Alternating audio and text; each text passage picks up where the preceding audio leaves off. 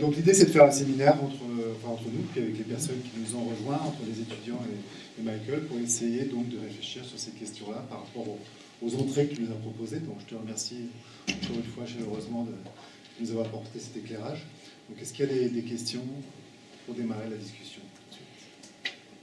Je démarre. Jean-Pierre, vas-y. Moi, j'ai très intéressé par ce que tu disais sur le team teaching, sur le fait de mettre en réseau les enseignants au niveau mondial. La question que je me pose derrière, moi j'aime bien ce modèle-là, mais est-ce qu'il ne va pas se heurter au branding des marques des universités, qui elles sont plutôt dans une logique de mettre en avant leur marque.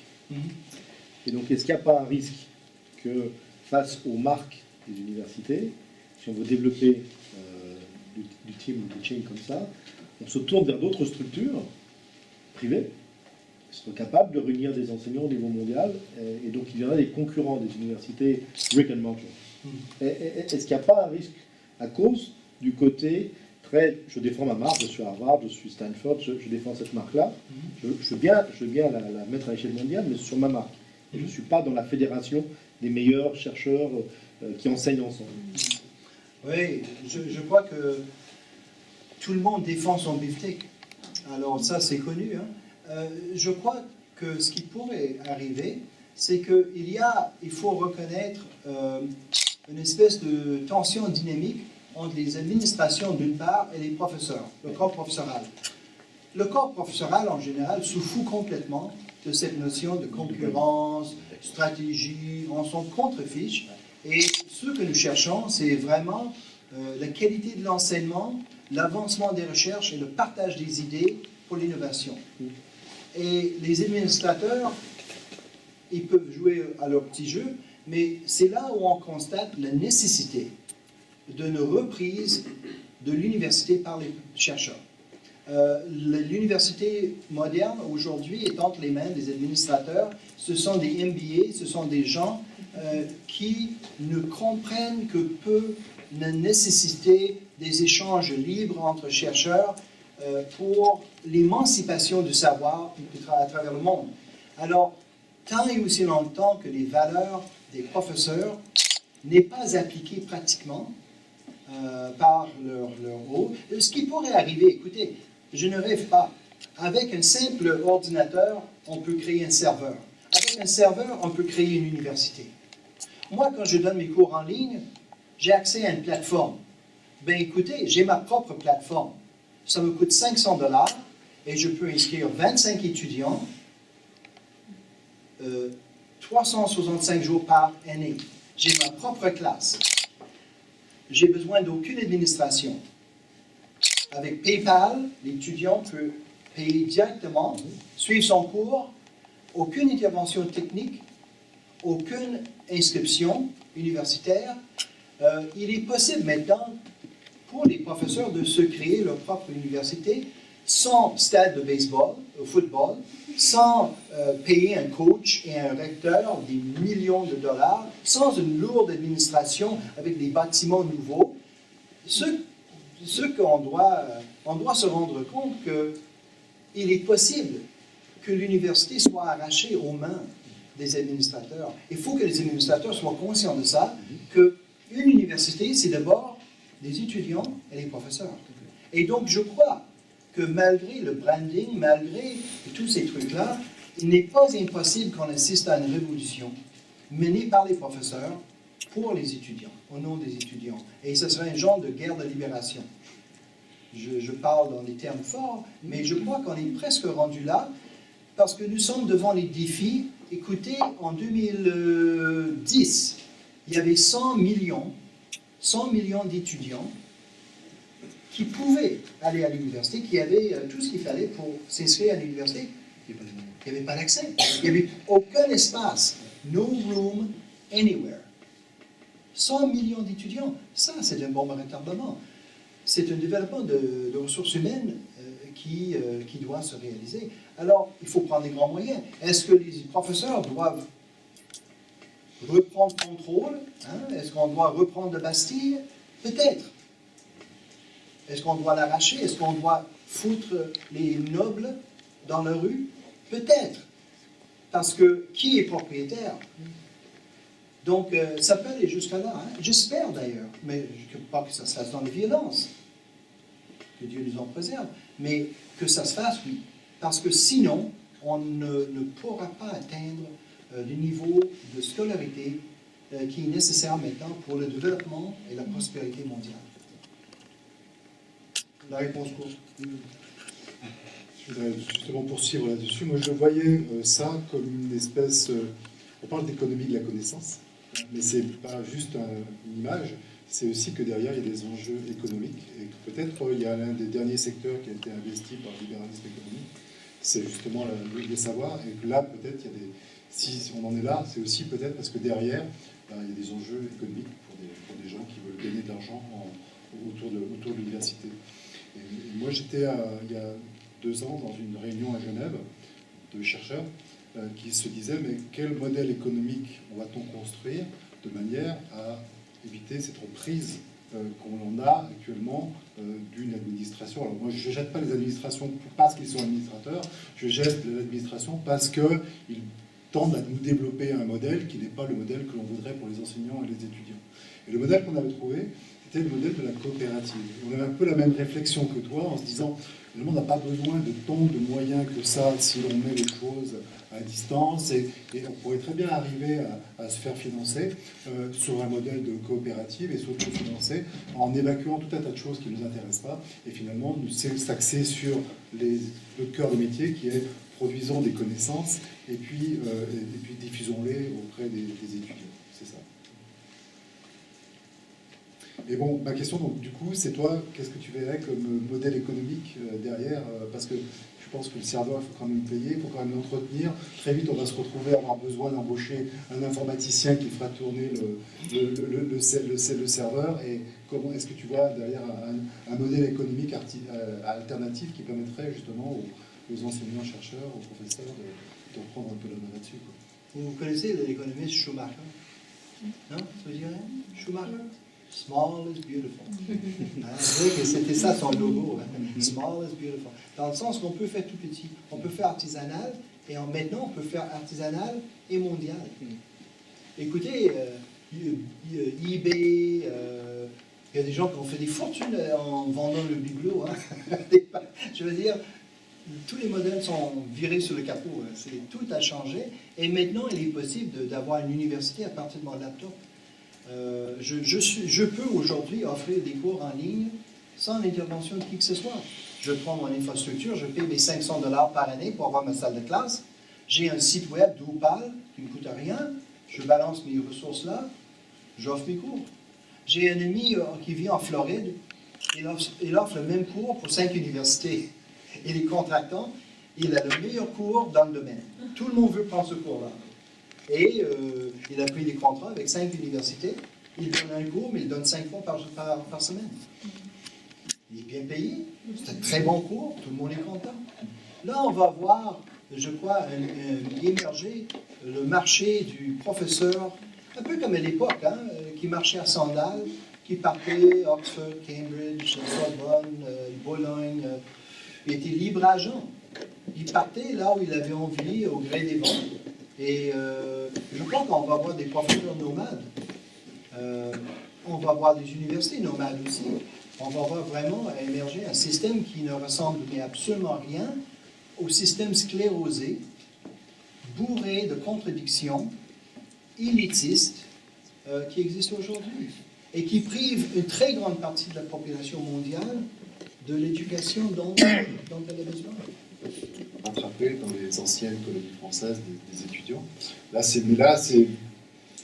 plus le cas en France, parce que aussi le statut d'étudiant en France n'est pas le même. L'université n'est pas forcément très très encouragée à augmenter ses effectifs d'étudiants, parce qu'une université, quand elle prend c'est le cas de l'ENS par exemple, chaque étudiant de plus va coûter plus cher à l'ENS, alors qu'à Laval, chaque étudiant de plus va lui apporter plus d'argent. Ouais. Donc du coup, on est sur des contraintes, donc c'est pas juste les questions en ligne ou pas en ligne ou hybride, etc. C'est derrière l'environnement, est-ce qu'il est favorable ou est-ce qu'il n'est pas favorable à développer ce genre de dispositif. Donc il faut penser un peu systémique, hein, de manière à penser les choses de manière un peu large et se dire, si les choses ne sont pas en place, c'est parce qu'il y a peut-être un système qui n'est pas favorable à développer ce genre de choses. Ce n'est pas juste agir sur place avec la formation des enseignants, mais utiliser les outils, etc. Quelle est la flexibilité, le degré de flexibilité du système pour répondre aux besoins sociétaux? S'il y a un besoin important, est-ce que le système est capable de s'adapter pour répondre à ce besoin-là? Dans le moment, c'est toujours en période, toujours en phase de flux. Hein. Il y a des programmes qui deviennent populaires, tout d'un coup, ça perd de popularité. Alors, dans les deux situations, avec la formation en ligne, on peut augmenter les effectifs assez rapidement en utilisant l'approche blended, online, parce qu'il y a une nouvelle cohorte qu'il faut, hop, on le crée, puis on ajoute un professeur, on ajoute un vacataire, peu importe.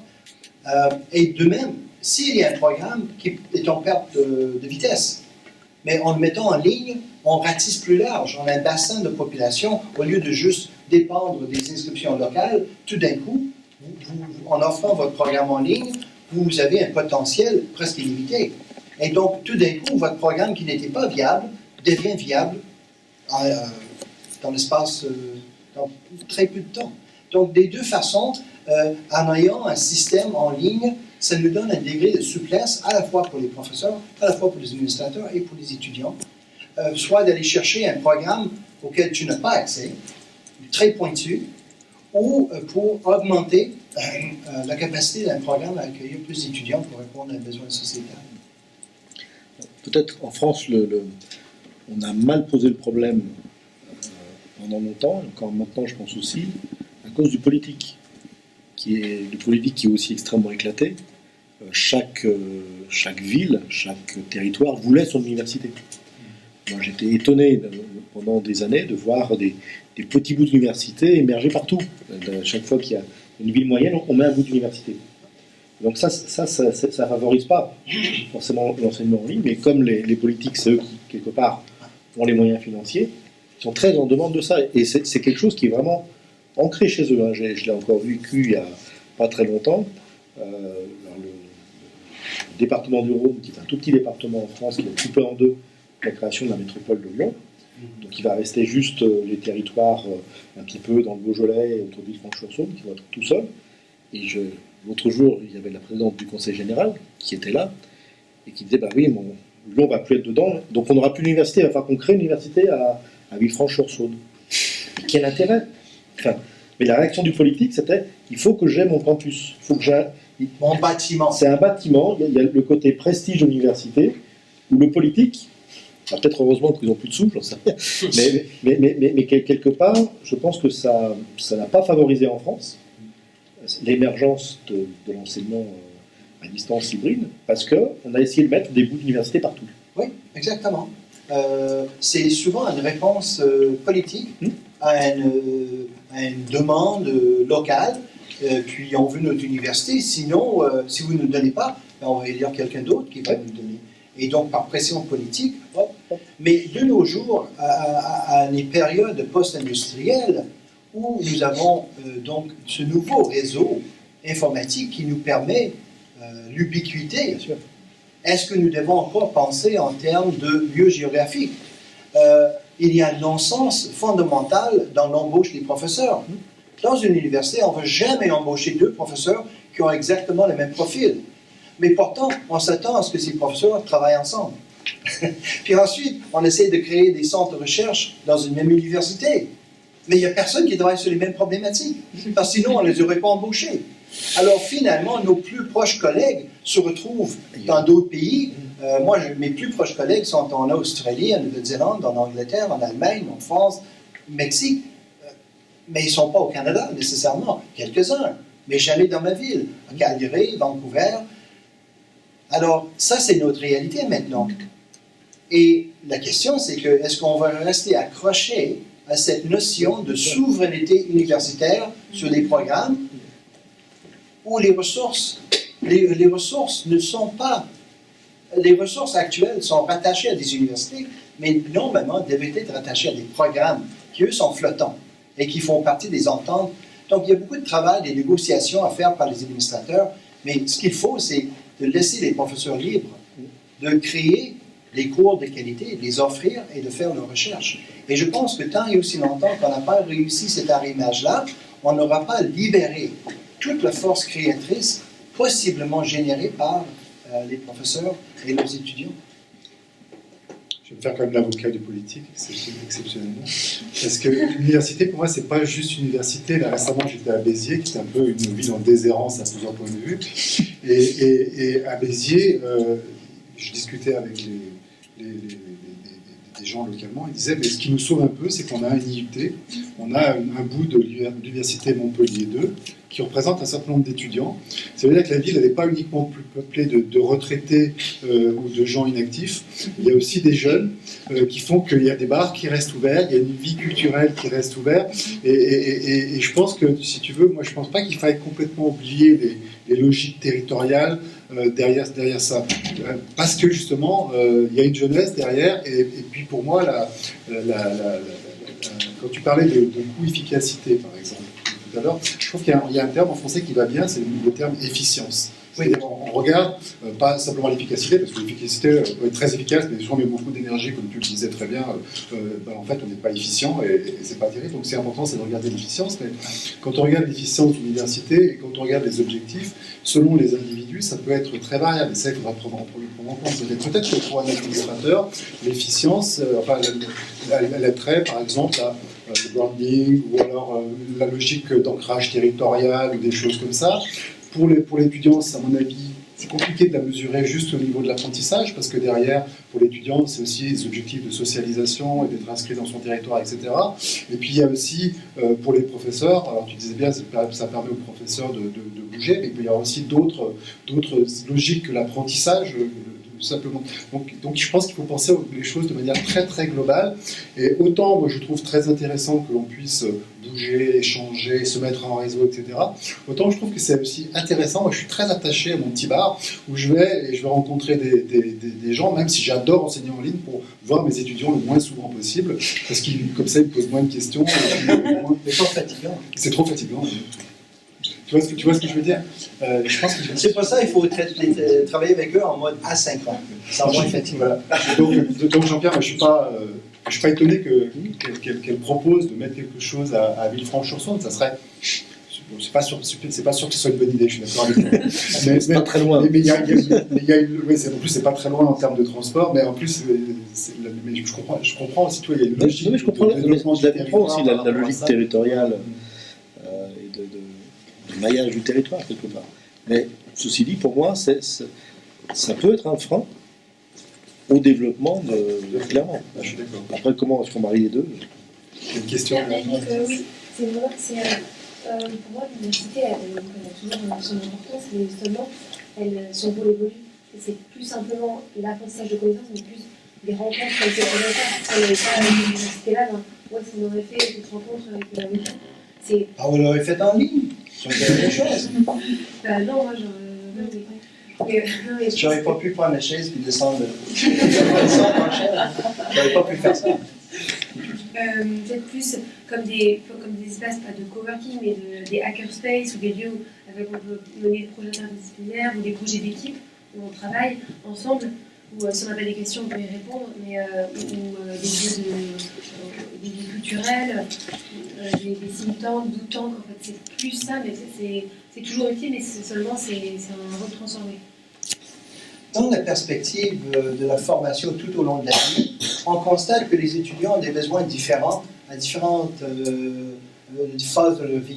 On sait que le groupe 18-25 ans, la socialisation est très importante. Se trouver un partenaire, c'est quand même l'objectif de l'université, n'est-ce pas? C'est avoir accès à un bassin de population plutôt intéressant.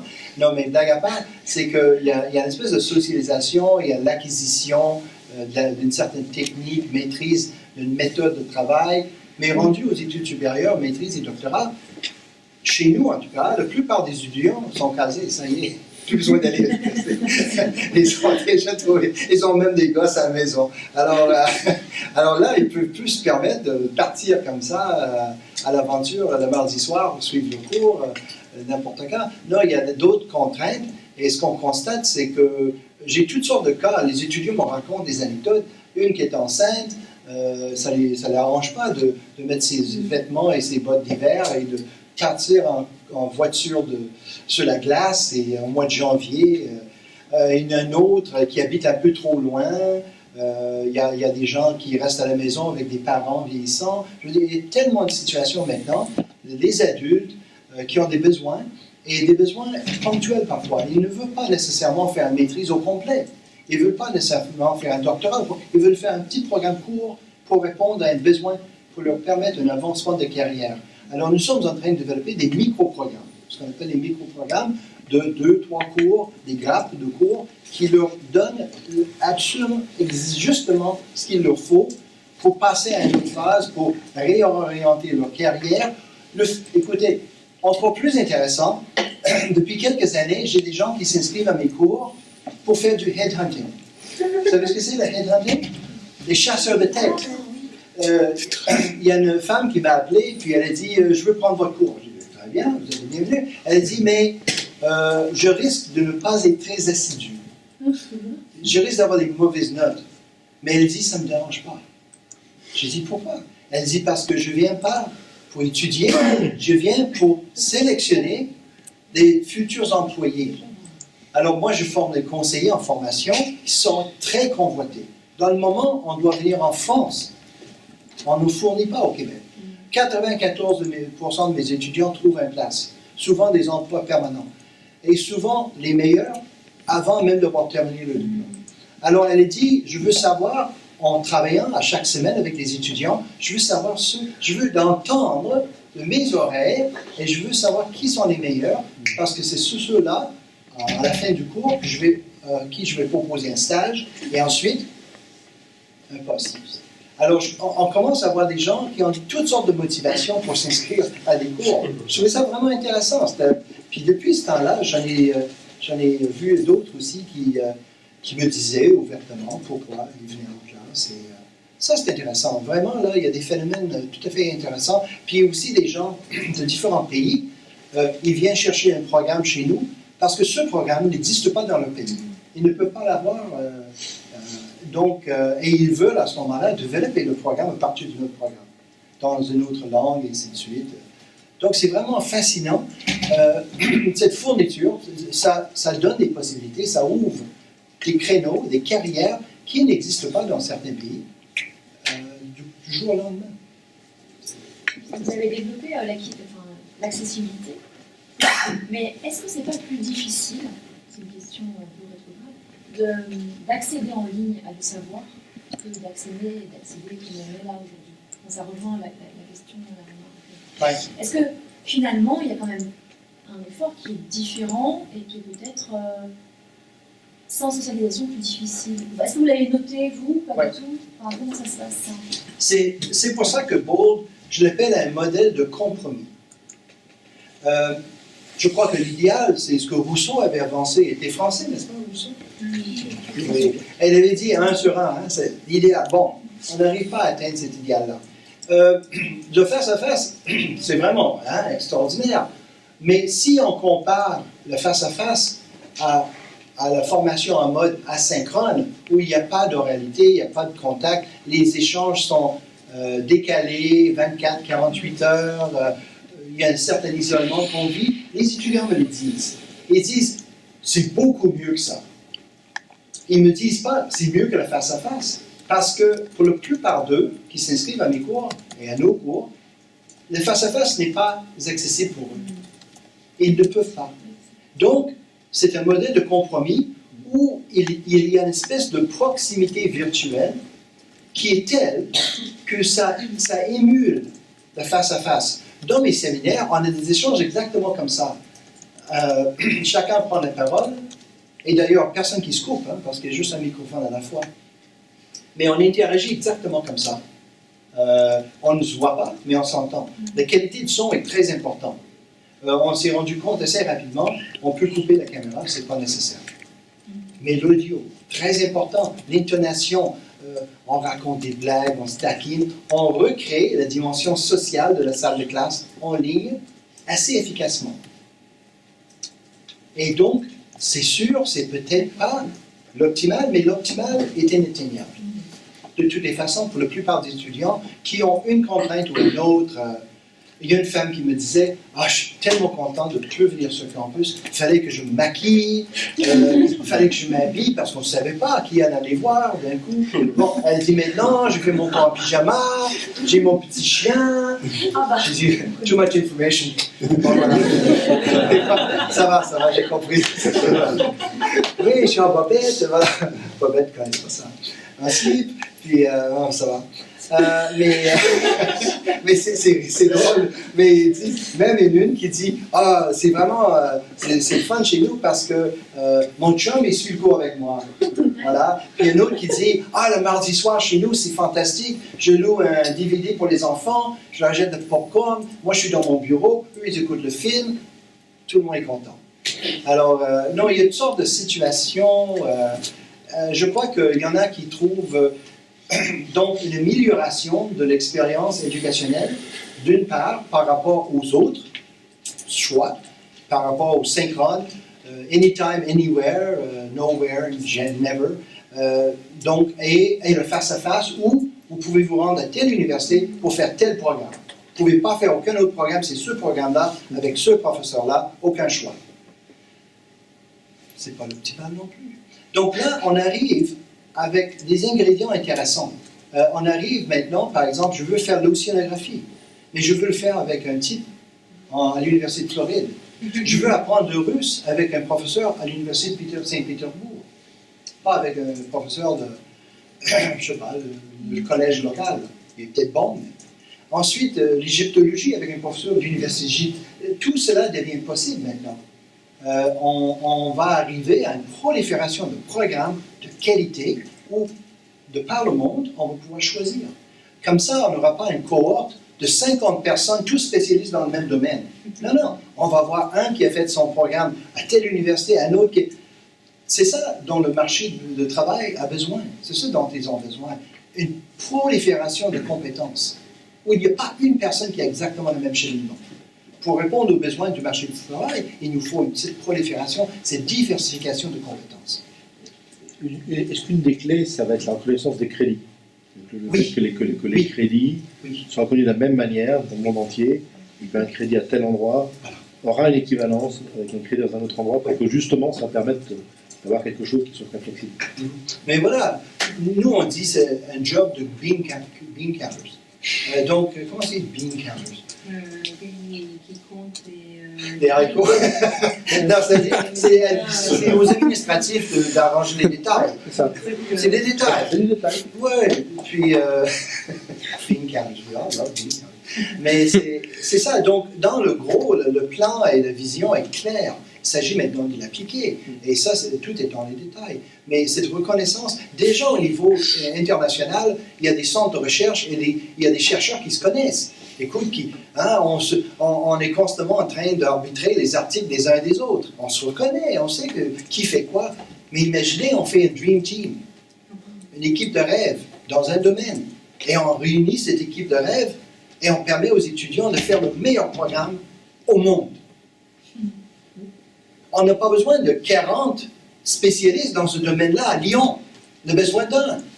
Mais on a besoin aussi à Marseille, on a besoin à New York.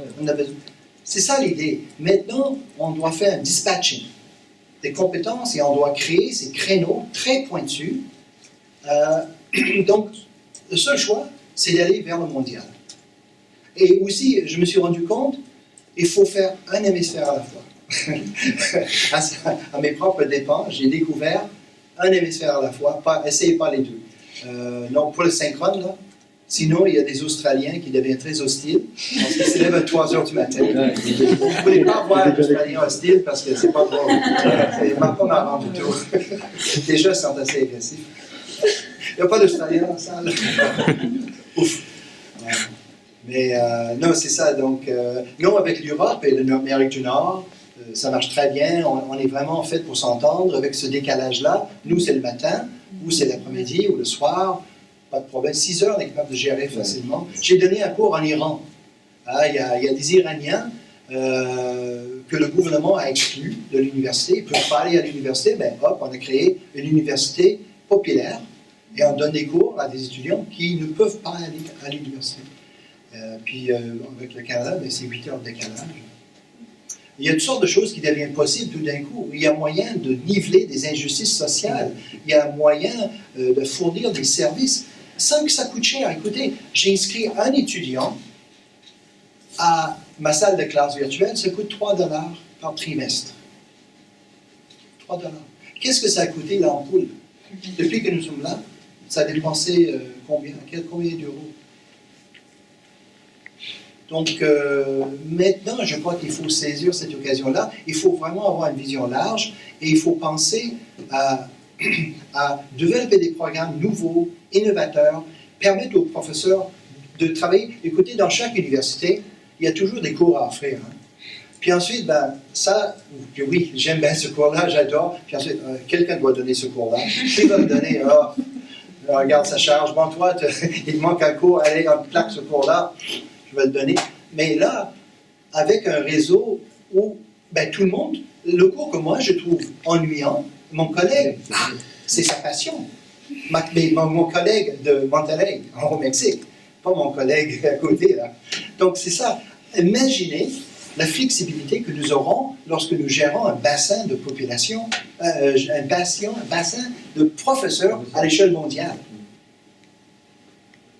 Ça devient cool. J'essaie de regarder les choses de manière critique et je m'inquiète pour la suite parce que je m'aperçois que moi, finalement, ce que tu me conseilles, c'est d'être hyper spécialisé. Parce que si je suis un peu généraliste, ce qui me permet de survivre dans mon écosystème, parce que je peux donner tel ou tel cours, si je vois l'avenir, je me dis, il faut vraiment que je sois le meilleur du meilleur, mais sur un petit créneau, de manière à ce qu'il y ait des étudiants de Laval qui se disent, c'est avec lui que je vais aller faire un cours. Ça va un peu à l'encontre d'un discours qu'on avait jusqu'à présent, où on nous demandait d'être un peu généraliste et de voir les choses un peu larges. Mais qui nous pousse à être généraliste? C'est l'administration. Parce que chaque professeur d'université est spécialiste, hyper spécialisé. Tu ne peux pas tout faire, et tu le sais très bien. Quand tu écris un article, c'est toujours hyper spécialisé. Il est arbitré par tes pairs qui sont hyper spécialisés. Mais qu'est-ce qu'on nous demande de faire? C'est d'un côté d'être hyper spécialisé et en même temps être généraliste. Mais c'est un peu fou, non? Donc c'est pour ça qu'il y a de l'insatisfaction. C'est pour ça qu'on essaie de faire des choses, on les fait mal. Parce que de par notre formation, quand on fait une thèse doctorale, mais c'est hyper spécialisé, c'est pointu. Mais là, ça nous permettrait de rester hyper spécialisé et on donne ce cours-là. Et peut-être on l'offre plusieurs fois dans différentes versions, et peut-être les professeurs à l'avenir vont donner un cours en anglais, un cours en espagnol et un cours en français. Je veux dire, ça va nous demander de nous positionner, mais toujours à rester dans notre champ d'expertise, que seuls nous sommes. Donc, vois-tu, cette notion d'être généraliste, c'est l'administration qui nous pousse à l'être. C'est pas nous. Et c'est pas notre zone de confort. Est-ce qu'il n'y aura quand même pas un problème au niveau des licences, des premières années universitaires, où là, il y a besoin de masse? Oui, mais voilà, c'est là aussi qu'il faut s'organiser un peu mieux. C'est que nos étudiants, j'essaie toujours, mes étudiants au doctorat, j'essaie toujours de leur donner une charge de cours au premier cycle. Parce que, écoutez, ils s'orientent vers la formation, ça devient leur carrière. Je dis, ben écoutez, ça fait partie de votre cheminement d'enseigner au premier cycle. Et donc, il y a une espèce de spécialisation et de division de tâches qui est possible. À l'heure actuelle, on demande aux professeurs, chez nous c'est politique. J'enseignais seulement au 2e et 3e cycle, c'est-à-dire Masters et PhD, mais là, mes collègues grognaient. Bon. Alors, j'ai donné un cours au premier cycle. C'est pas très rentable pour l'université qu'un professeur donne un cours au premier cycle avec des étudiants à leur montrer PowerPoint et Excel, puis leur parler du blog et Dieu sait quoi. Enfin, j'invente à mesure. Mais le truc, c'est que mes étudiants de maîtrise et de doctorat pourraient très facilement faire ces cours-là et ça pourrait leur coûter beaucoup moins cher. Et en même temps, je pourrais enseigner à des étudiants en Russie, en Chine, en Inde, en Amérique du Sud, et ça peut rapporter en termes de rayonnement pour l'université beaucoup plus que moi qui donne un cours de premier cycle à des étudiants pour leur montrer à utiliser Excel, ou quelque chose comme ça, ou Camtasia. Alors, maintenant, c'est par pression politique qu'on fait ça, mais c'est une perte de notre temps. Je veux dire, on donne le cours les yeux fermés, quoi. Et on s'ennuie un peu à corriger les travaux. Alors, voyez-vous, c'est ça le truc, c'est que chacun, l'industrialisation nous a apporté, nous a appris quelque chose. C'est la spécialisation de tâches, les divisions du travail, ce sont vraiment, pour arriver à une certaine économie d'échelle, c'est incontournable. C'est des lois, jamais appliquées à l'université.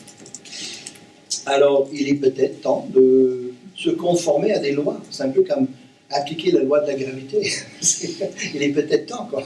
Plutôt que d'imaginer qu'on n'est pas sujet à ces lois-là. On est assujetti à ces lois. Et voilà. Moi, j'ai une question pratique. Oui. Comment les étudiants du monde entier trouvent votre cours en particulier et comment vous les choisissez, les étudiants? Est-ce qu'il y en a beaucoup qui s'inscrivent, vous en prenez peu? Ok, mais ça dépend des étudiants. Alors, au premier cycle, comme je vous ai dit, je pense qu'il est très important d'avoir des universités avec campus, et ces universités avec campus appliquent de plus en plus un modèle blended. Les étudiants vont être sur campus une partie du temps, ils vont être sur campus à maison, en mode asynchrone, une partie du temps, ou peut-être en mode synchrone aussi, et sur campus pour se trouver un job, on dit, sauver la vie, non, pour faire des études sérieuses. Donc il y a cet intérêt-là, et je ne vois pas de gros changements de modèle. Nous aurons toujours, et les politiciens seront contents, d'avoir leur campus dans leur ville et tout ça. Il n'y a pas de raison, c'est un modèle.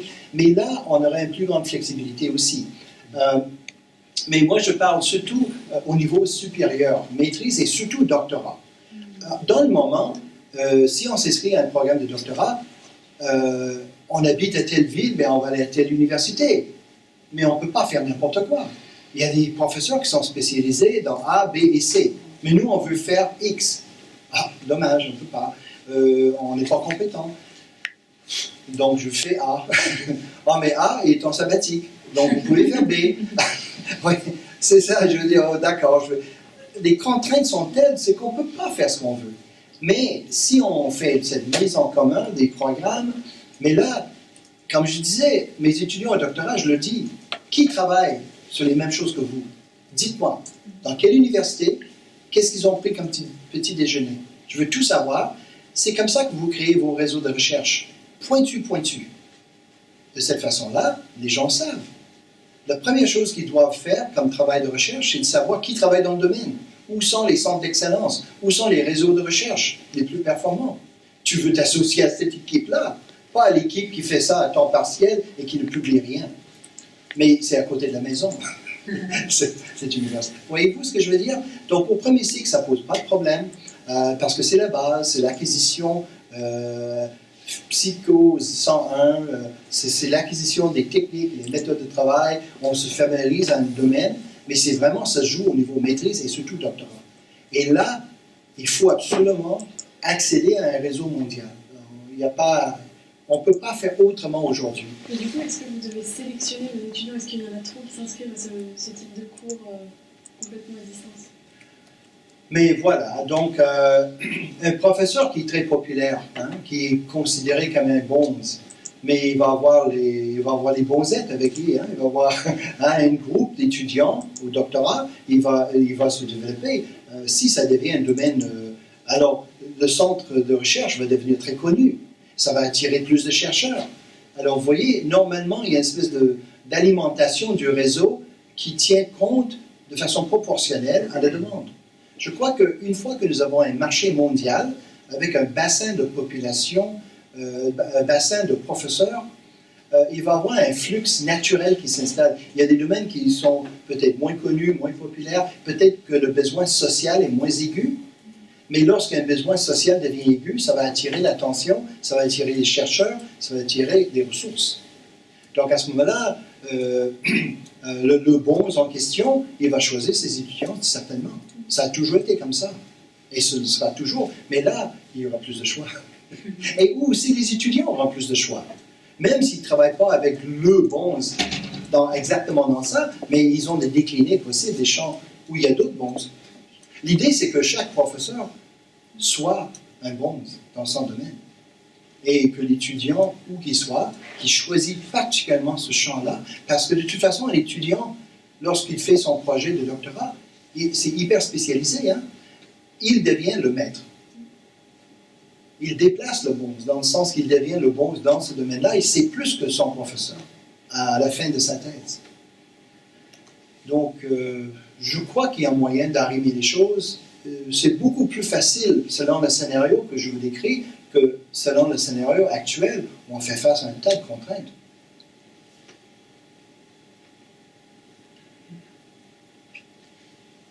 Donc, du coup, est-ce que les MOOC sont amenés à complètement disparaître? Bon, les MOOC. Écoutez, les MOOC, si on comprend ce que c'est un MOOC, véritablement, j'avais un dessin pour le MOOC là, qui résume pas mal bien ce que je pense des MOOC. C'est très référentiel, vous pouvez imaginer. Attendez, est-ce que j'ai mis ici quelque part? Je vais voir. Attendez, je vais essayer de le trouver en finissant.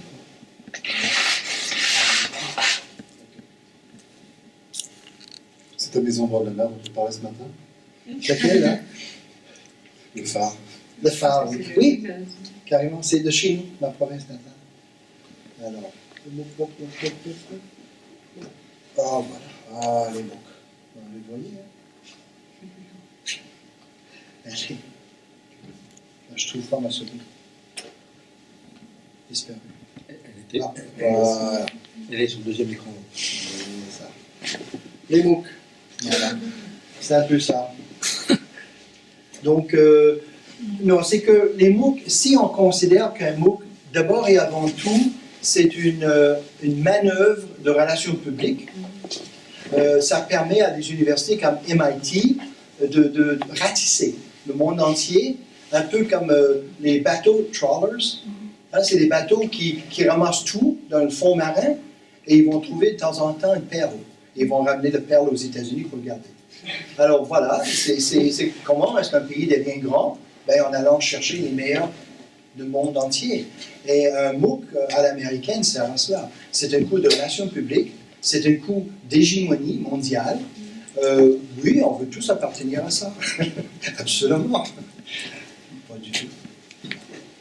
Ouais, j'allais ajouter de l'expérience personnelle en tant que les MOOC américains, que dans ma dernière année à la fac, je parlais avec un de mes professeurs en lettres classiques qui disait justement qu'il devait parler avec les autres professeurs. Ils étaient sur un groupe de conseil pour les MOOC et que toutes les autres universités perses, toutes les autres universités du même niveau avaient déjà commencé à faire des MOOC et donc nous aussi, si on voulait garder notre brand et nous aussi on devait faire des MOOC. Et donc, pour lui, je sais pas, il s'intéresse beaucoup à la technologie et il utilise plein de choses en ligne, mais pour lui, c'était pas du tout une pensée d'apprentissage ou d'enseignement, c'était qu'est-ce qu'on pourrait faire pour l'administration. Les MOOC peut-être ont eu une seule vertu à mon avis, c'est qu'ils ont montré aux administrations, notamment aux présidents d'université, que l'enseignement en ligne existait, pour certains. Ouais. Pour moi, c'est la rare vertu des MOOC, c'est qu'à partir du moment où on en a parlé dans le journal, le numérique est devenu quelque chose qui existait dans les universités. Avant, c'était, en tout cas en France, beaucoup d'universités, c'était bon. Voilà. Vous vous faites bien rigoler avec ça, mais personne n'en parle. À partir du moment où c'est devenu quelque chose qui était public, qui était montré comme un modèle, ils se sont mis à s'y intéresser. Du coup, ça a changé le regard. C'est un peu ça.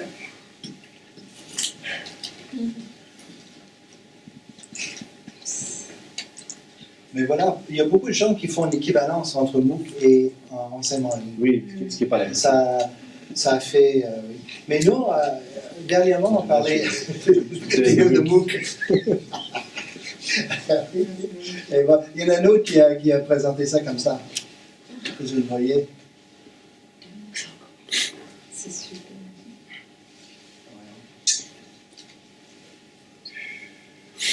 C'est décalé. Il y a un décalage entre l'écran, ce que je vois à mon écran.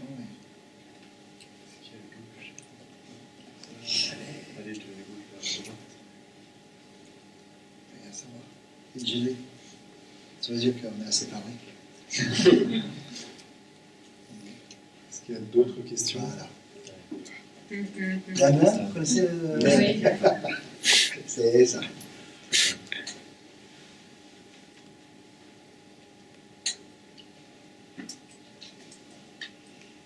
Les gens ont peur de la technologie.